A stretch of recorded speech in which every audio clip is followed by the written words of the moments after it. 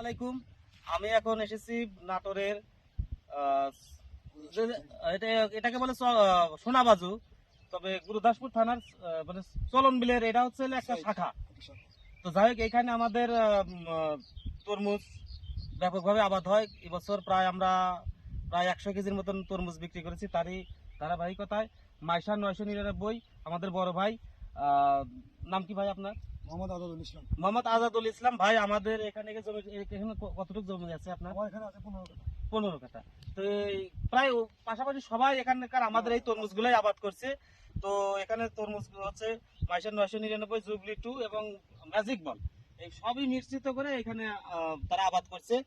তো ভাই, মানে গাছের সাইজ যেমন দেখতেছি, যে এই যে তাপমাত্রা, এই তাপমাত্রার ইয়েতে আপনার এখানে যে গাছের যে সাইজ, তাতে কি মনে হচ্ছে যে আর যে ধরন, তাতে কি আপনি খুশি?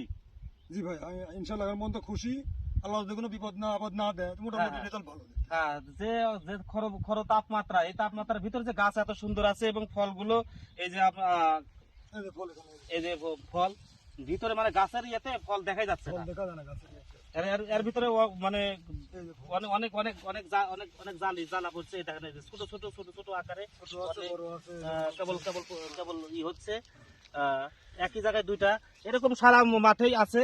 তো যাই হোক, এই যে পিছনে বড় আপনি আছে। কি এই কোম্পানির বন্ধন সিডের এর আগে কি আবাদ করছিলেন? না না, এই প্রথম। এই প্রথম। তো গত বছর অন্যান্য জাতের চাইতে কি আমাদের চারটা এবার ভালো মনে হচ্ছে?